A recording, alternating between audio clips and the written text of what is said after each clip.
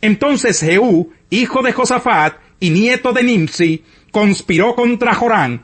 Sucedió que Joram, con todo el ejército israelita, había estado defendiendo Ramot de Galaad contra Hazael, rey de Siria, pero tuvo que regresar a Jezreel para reponerse de las heridas que había recibido de los sirios en la batalla.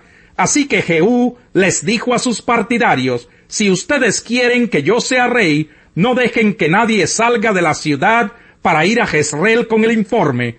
Luego se montó en su carro de combate y fue a Jezreel, pues allí se estaba recuperando Joram, a quien también Ocosías, rey de Judá, había ido a visitar.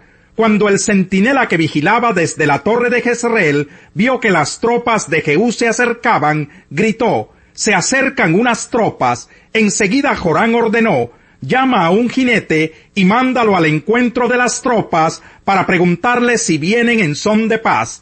El jinete se fue al encuentro de Jehú y le dijo: «El rey quiere saber si vienen en son de paz». «¿Y a ti qué te importa?», replicó Jehú. «Ponte allí atrás».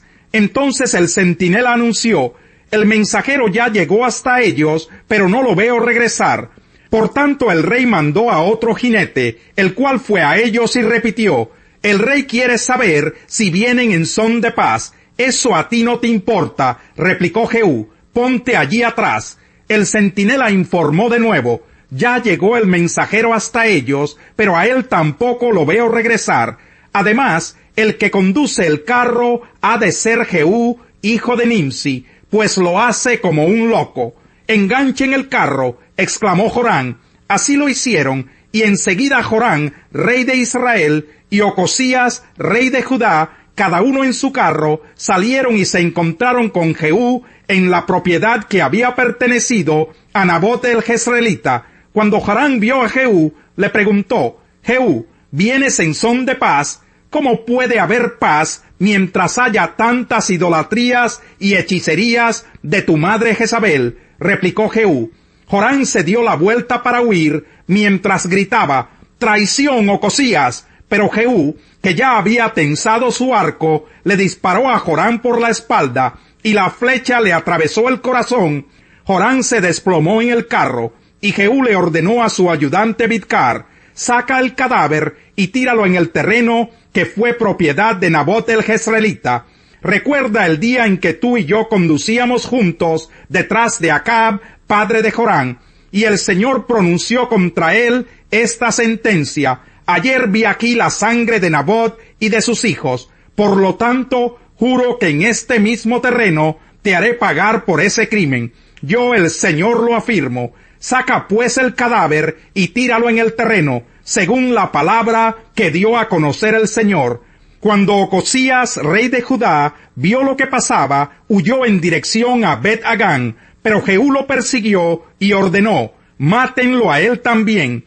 Y lo hirieron en su carro cuando iba por la cuesta de Gur, cerca de Ibleam, pero logró escapar y llegar a Megiddo.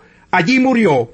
Luego sus siervos trasladaron el cuerpo a Jerusalén, la ciudad de David, donde lo sepultaron en su tumba junto a sus antepasados. Ocosías había ascendido al trono en el 11º año del reinado de Joram, hijo de Acab. Cuando Jezabel se enteró de que Jehú estaba regresando a Jezreel, se sombreó los ojos, se arregló el cabello y se asomó a la ventana. Al entrar Jehú por la puerta de la ciudad, ella le preguntó: «¿Cómo estás, Zimri, asesino de tu señor?». Levantando la vista hacia la ventana, Jehú gritó: «¿Quién está de mi parte? ¿Quién?». Entonces se asomaron 2 o 3 oficiales, y Jehú les ordenó: «Arrójenla de allí». Así lo hicieron, y su sangre salpicó la pared y a los caballos que la pisotearon. Luego Jehú se sentó a comer y beber, y dio esta orden: «Ocúpense de esa maldita mujer, denle sepultura, pues era hija de un rey». Pero cuando fueron a enterrarla, no encontraron más que el cráneo, los pies y las manos. Así que volvieron para informarle a Jehú, y éste comentó: «Se ha cumplido la palabra que el Señor dio a conocer por medio de su siervo Elías el Tisbita, que dijo: en el campo de Jezreel los perros se comerán a Jezabel. De hecho, el cadáver de Jezabel será como estiércol en el campo de Jezreel, y nadie podrá identificarla ni decir, esta era Jezabel. Capítulo 10. Acab tenía 70 hijos, los cuales vivían en Samaria. Por tanto, Jehú escribió cartas y las envió a Samaria, es decir, a las autoridades de la ciudad, a los ancianos y a los protectores de los hijos de Acab. En las cartas decía: ustedes cuentan con los hijos de Acab y con los carros de combate y sus caballos, con una ciudad fortificada y con un arsenal. Así que tan pronto como reciban esta carta, escojan al más capaz y más noble de los hijos de Acab y pónganlo en el trono de su padre, pero prepárense para luchar por la familia de su rey. Ellos se aterrorizaron y dijeron: si 2 reyes no pudieron hacerle frente, ¿cómo podremos hacerlo nosotros? Por lo tanto, el administrador del palacio, el gobernador de la ciudad, los ancianos y los protectores le enviaron este mensaje a Jehú: nosotros somos sus servidores y haremos lo que usted nos diga. No haremos rey a nadie. Haga usted lo que mejor le parezca. Entonces Jehú les escribió otra carta en la que decía: si ustedes están de mi parte y de veras están dispuestos a obedecerme, vengan a Jezreel mañana a esta hora y tráiganme las cabezas de los hijos de Acab. Los 70 príncipes vivían con las familias más notables de la ciudad, pues éstas los criaban. Cuando llegó la carta, prendieron a todos los príncipes y los decapitaron. Luego echaron las cabezas en unos cestos y se las enviaron a Jehú, que estaba en Jezreel. Un mensajero llegó y le dijo a Jehú que habían traído las cabezas de los príncipes. Entonces Jehú ordenó que las pusieran en 2 montones a la entrada de la ciudad y que las dejaran allí hasta el día siguiente. Por la mañana Jehú salió y, presentándose ante todo el pueblo, confesó: ustedes son inocentes, yo fui el que conspiró contra mi señor, yo lo maté, pero ¿quién ha matado a todos estos? Sepan pues que nada de lo que el Señor ha dicho contra la familia de Acab dejará de cumplirse. En efecto, el Señor ha hecho lo que había prometido por medio de su siervo Elías. Dicho esto, Jehú mató a todos los que quedaban de la familia de Acab en Jezreel, y a todos sus dignatarios, sus amigos íntimos y sus sacerdotes. No dejó a ninguno de ellos con vida. Después emprendió la marcha contra Samaria, y al llegar a Bet-Eked de los pastores, se encontró con unos parientes de Ocosías, rey de Judá. ¿Quiénes son ustedes?, les preguntó. Somos parientes de Ocosías. Hemos venido a visitar a la familia real. Captúrenlos vivos, ordenó Jehú. Así lo hicieron, y después los degollaron junto al pozo de Bet-Eked. Eran 42 hombres. Jehú no dejó vivo a ninguno de ellos. Al dejar ese lugar, Jehú se encontró con Jonadab, hijo de Recab, que había ido a verlo. Jehú lo saludó y le preguntó: ¿me eres leal como yo lo soy contigo? Lo soy, respondió Jonadab. Jehú replicó: si es así, dame la mano. Jonadab le dio la mano, y Jehú, haciéndolo subir con él a su carro, le dijo: ven conmigo para que veas el celo que tengo por el Señor. Y lo llevó en su carro. Tan pronto como Jehú llegó a Samaria, exterminó a la familia de Acab, matando a todos los que quedaban allí, según la palabra que el Señor le había dado a conocer a Elías. Entonces Jehú reunió a todo el pueblo y dijo: Acab adoró a Baal con pocas ganas, Jehú lo hará con devoción. Llamen pues a todos los profetas de Baal, junto con todos sus ministros y sacerdotes, que no falte ninguno de ellos, pues voy a ofrecerle a Baal un sacrificio grandioso. Todo el que falte morirá. En realidad, Jehú no era sincero, pues tenía el propósito de eliminar a los adoradores de Baal. Luego dio esta orden: convoquen una asamblea en honor de Baal. Y así se hizo. Como Jehú envió mensajeros por todo Israel, vinieron todos los que servían a Baal, sin faltar ninguno. Eran tantos los que llegaron, que el templo de Baal se llenó de un extremo a otro. Jehú le ordenó al encargado del guardarropa que sacara las vestiduras para los adoradores de Baal, y así lo hizo. Cuando Jehú y Jonadab, hijo de Recab, entraron en el templo de Baal, Jehú les dijo a los congregados: asegúrense de que aquí entre ustedes no haya siervos del Señor, sino solo de Baal. Entonces pasaron para ofrecer sacrificios y holocaustos. Ahora bien, Jehú había apostado una guardia de 80 soldados a la entrada, con esta advertencia: ustedes me responden por estos hombres. El que deje escapar a uno solo de ellos, lo pagará con su vida. Así que tan pronto como terminó de ofrecer el holocausto, Jehú ordenó a los guardias y oficiales: entren y mátenlos, que no escape nadie.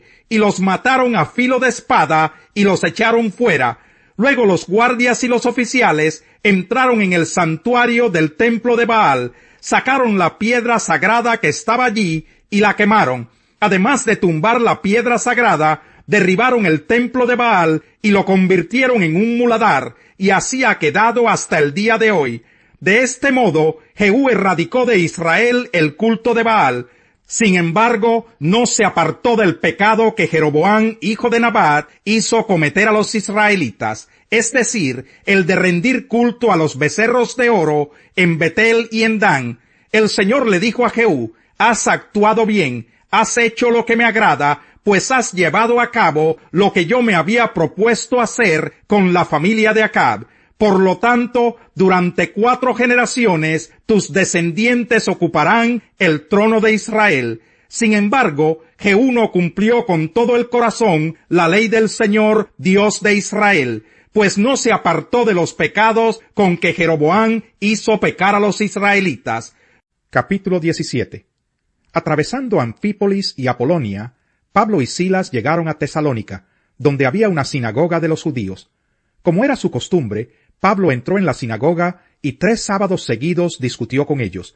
Basándose en las Escrituras, les explicaba y demostraba que era necesario que el Mesías padeciera y resucitara. Les decía: este Jesús que les anuncio es el Mesías. Algunos de los judíos se convencieron y se unieron a Pablo y a Silas, como también lo hicieron un buen número de mujeres prominentes y muchos griegos que adoraban a Dios.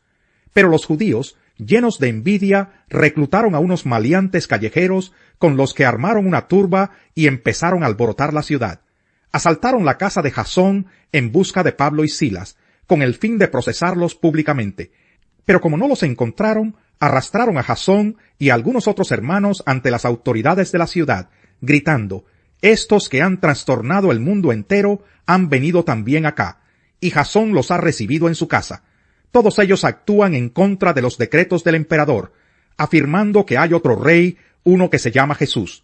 Al oír esto, la multitud y las autoridades de la ciudad se alborotaron. Entonces éstas exigieron fianza a Jasón y a los demás para dejarlos en libertad. Tan pronto como se hizo de noche, los hermanos enviaron a Pablo y a Silas a Berea, quienes al llegar se dirigieron a la sinagoga de los judíos. Estos eran de sentimientos más nobles que los de Tesalónica, de modo que recibieron el mensaje con toda avidez y todos los días examinaban las Escrituras para ver si era verdad lo que se les anunciaba. Muchos de los judíos creyeron, y también un buen número de griegos, incluso mujeres distinguidas y no pocos hombres. Cuando los judíos de Tesalónica se enteraron de que también en Berea estaba Pablo predicando la palabra de Dios, fueron allá para agitar y alborotar a las multitudes. Enseguida los hermanos enviaron a Pablo hasta la costa, pero Silas y Timoteo se quedaron en Berea. Los que acompañaban a Pablo lo llevaron hasta Atenas. Luego regresaron con instrucciones de que Silas y Timoteo se reunieran con él tan pronto como les fuera posible. Mientras Pablo los esperaba en Atenas, le dolió en el alma ver que la ciudad estaba llena de ídolos. Así que discutía en la sinagoga con los judíos y con los griegos que adoraban a Dios, y a diario hablaba en la plaza con los que se encontraban por allí. Algunos filósofos epicúreos y estoicos entablaron conversación con él. Unos decían: ¿qué querrá decir este charlatán? Otros comentaban: parece que es predicador de dioses extranjeros. Decían esto porque Pablo les anunciaba las buenas nuevas de Jesús y de la resurrección. Entonces se lo llevaron a una reunión del Areópago. ¿Se puede saber qué nueva enseñanza es esta que usted presenta?, le preguntaron, porque nos viene usted con ideas que nos suenan extrañas y queremos saber qué significan. Es que todos los atenienses y los extranjeros que vivían allí se pasaban el tiempo sin hacer otra cosa más que escuchar y comentar las últimas novedades. Pablo se puso en medio del Areópago y tomó la palabra. Ciudadanos atenienses, Observo que ustedes son sumamente religiosos en todo lo que hacen. Al pasar y fijarme en sus lugares sagrados, encontré incluso un altar con esta inscripción: a un Dios desconocido. Pues bien, eso que ustedes adoran como algo desconocido es lo que yo les anuncio. El Dios que hizo el mundo y todo lo que hay en él es Señor del cielo y de la tierra. No vive en templos construidos por hombres, ni se deja servir por manos humanas como si necesitara de algo. Por el contrario, Él es quien da a todos la vida, el aliento y todas las cosas. De un solo hombre hizo todas las naciones, para que habitaran toda la tierra, y determinó los períodos de su historia y las fronteras de sus territorios. Esto lo hizo Dios para que todos lo busquen, y aunque sea a tientas, lo encuentren. En verdad, Él no está lejos de ninguno de nosotros, puesto que en Él vivimos, nos movemos y existimos. Como algunos de sus propios poetas griegos han dicho, de Él somos descendientes. Por tanto, siendo descendientes de Dios, no debemos pensar que la divinidad sea como el oro, la plata o la piedra, escultura hecha como resultado del ingenio y de la destreza del ser humano. Pues bien, Dios pasó por alto aquellos tiempos de tal ignorancia, pero ahora manda a todos, en todas partes, que se arrepientan. Él ha fijado un día en que juzgará al mundo con justicia, por medio del hombre que ha designado. De ello ha dado pruebas a todos al levantarlo de entre los muertos. Cuando oyeron de la resurrección, unos se burlaron, pero otros le dijeron: queremos que usted nos hable en otra ocasión sobre este tema. En ese momento, Pablo salió de la reunión. Algunas personas se unieron a Pablo y creyeron. Entre ellos estaba Dionisio, miembro del Areópago, también una mujer llamada Dámaris, y otros más. Salmo 144. Bendito sea el Señor, mi roca, que adiestra mis manos para la guerra, mis dedos para la batalla. Él es mi Dios amoroso, mi amparo, mi más alto escondite, mi libertador, mi escudo, en quien me refugio. Él es quien pone los pueblos a mis pies. Señor, ¿qué es el mortal para que lo cuides? ¿Qué es el ser humano para que en él pienses? Todo mortal es como un suspiro. Sus días son fugaces como una sombra. Abre tus cielos, Señor, y desciende. Toca los montes y haz que echen humo. Lanza relámpagos y dispersa al enemigo. Dispara tus flechas y ponlo en retirada. Extiende tu mano desde las alturas y sálvame de las aguas tumultuosas. Líbrame del poder de gente extraña. Cuando abren la boca, dicen mentiras. Cuando levantan su diestra, juran en falso. Te cantaré, oh Dios, un cántico nuevo. Con el arpa de 10 cuerdas te cantaré salmos. Tú das la victoria a los reyes. A tu siervo David lo libras de la cruenta espada. Ponme a salvo, líbrame del poder de gente extraña.